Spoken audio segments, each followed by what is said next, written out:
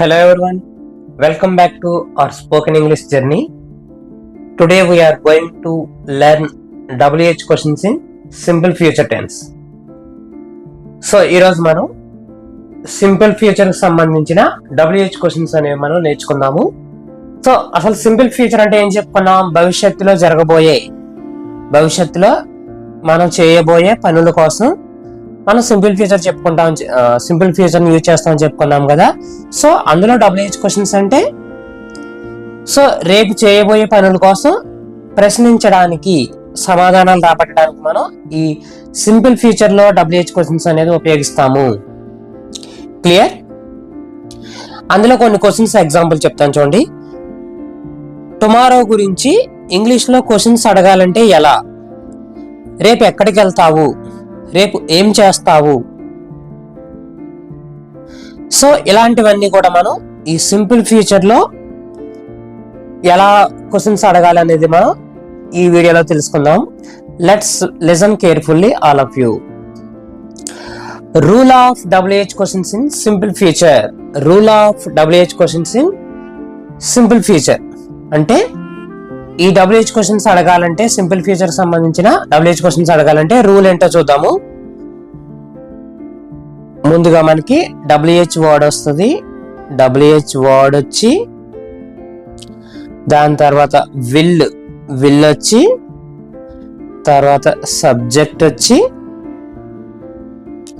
తర్వాత verb one వచ్చి చివరిని question mark అనేది వస్తుంది అనమాట.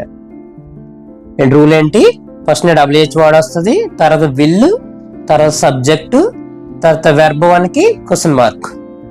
WH వర్డ్, విల్, సబ్జెక్ట్ వచ్చి V1 కి క్వశ్చన్ మార్క్ అన్నమాట. దేనికి రూల్ ఇది? WH questions in simple future. మనం WH వర్డ్స్ కొన్ని చెప్పుకున్నాం కదా, మళ్ళీ ఒకసారి రీకాల్ చేసుకుందాము. WH వర్డ్స్ ఏంటి? WHAT వాట్ అంటే ఏమి, ఏమిటి అని చెప్పుకున్నాం. నెక్స్ట్ వేర్ అంటే ఎక్కడ, తర్వాత WHN వెన్ అంటే ఎప్పుడు, ఏం చెప్పుకున్నాం? ఎప్పుడు. వై అంటే ఎందుకు,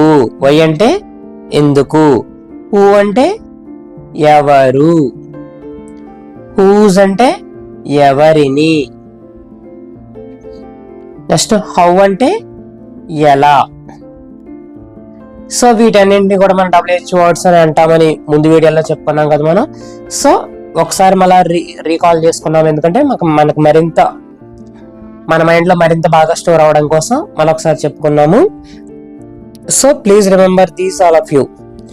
రూల్ ఏంటి? మనకి WH వర్డ్ వస్తుంది ఫస్ట్, తర్వాత విల్ వచ్చి, సబ్జెక్ట్ వచ్చి, తర్వాత వెర్బ్ వన్ వచ్చి, చివరిలో మనకి క్వశ్చన్ మార్క్ అనేది వస్తుంది. క్వశ్చన్ కాబట్టి చివరిలో క్వశ్చన్ మార్క్ అనేది కంపల్సరీగా పెట్టాలి. Clear all of you? ఇప్పుడు మనం కొన్ని ఎగ్జాంపుల్స్ చూద్దాము. సింపుల్ ఫ్యూచర్ కి సంబంధించిన WH క్వశ్చన్ లో ఫస్ట్ వాట్ కి సంబంధించిన క్వశ్చన్ చూద్దాం. సో వాట్ అంటే ఏం చెప్పుకున్నాం మనం? వాట్ అంటే ఏమి లేదా ఏమిటి. సో దీని మీద క్వశ్చన్స్ ఏ విధంగా అడగాలో చూద్దాం. First one, what will you do tomorrow? What will you do tomorrow? What will you do tomorrow? What will you do tomorrow అంటే అర్థం ఏంటి? రేపు నువ్వు ఏమి చేస్తావు. సో రేపు అనేది భవిష్యత్తు కాబట్టి రేపు నువ్వు తను ఏం చేస్తాడో నువ్వు ఇన్ఫర్మేషన్ తెలుసుకోవాలనుకుంటున్నావు అనమాట. కాబట్టి what will you do tomorrow, what వచ్చి, తర్వాత విల్ వచ్చి, తర్వాత సబ్జెక్టు, తర్వాత వెర్బ్ వన్, తర్వాత ఆబ్జెక్ట్, చివరినే క్వశ్చన్ మార్క్ అన్నమాట. What will you do tomorrow, రేపు నువ్వు ఏం చేస్తావు. Next where questions. So where అంటే ఏం చెప్పుకున్నాం మనం? వేర్ అంటే ఎక్కడ. ఇది ప్లేస్ కి సంబంధించిన క్వశ్చన్ అన్నమాట. ఇది వేర్ అంటే ఎక్కడ అని మనం ఎక్కడ ఉపయోగిస్తాము? ప్లేస్ కి సంబంధించిన విషయాల్లో ఉపయోగిస్తాం. ఒక ఎగ్జాంపుల్ చూద్దాం. Where will you go next week? Where will you go next week. Where will you go next week. Where will you go next week అంటే ఏంటంటే తెలుగులో వచ్చే వారం నువ్వు ఎక్కడికి వెళ్తావు. నువ్వు ఎక్కడికి వెళ్తావు. వచ్చే వారం నువ్వు ఎక్కడికి వెళ్తావు. Where will you go next week. వచ్చే వారం నువ్వు ఎక్కడికి వెళ్తావు. వేర్ ఫస్ట్ WH వాడు, విల్ సబ్జెక్టు, వెర్బ్, లాస్ట్ లో ఆబ్జెక్ట్ వచ్చి 7 క్వశ్చన్ మార్క్ అన్నమాట. Where will you do next week, sorry where will you go next week. వచ్చే వారం నువ్వు ఎక్కడికి వెళ్తావు. Next when questions. So when అంటే ఏం చెప్పుకున్నాము, ఎప్పుడు. వెన్ అంటే మీనింగ్ ఏంటి, ఎప్పుడు. ఎప్పుడు అనేది మనం కాలానికి సంబంధించిన వాడు, కాలానికి సంబంధించిన సమాచారం తెలుసుకోవడం ఉపయోగిస్తాము. ఇందులో first example, when will she come. When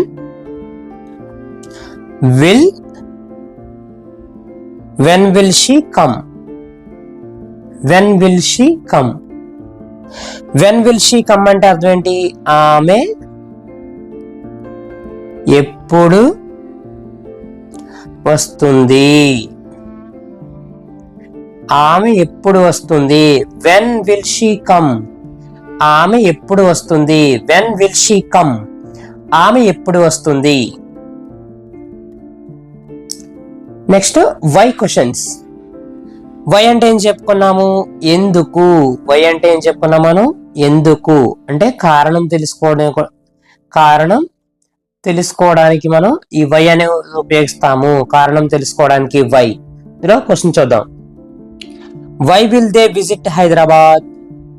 why will they visit Hyderabad.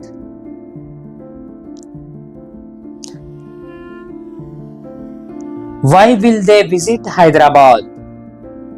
Why will they visit Hyderabad అంటే వారు హైదరాబాద్ ఎందుకు వెళ్తారు. వారు హైదరాబాద్ ఎందుకు వెళ్తారు, లేదా ఎందుకు వెళ్తారు, ఎందుకు వెళ్తారు,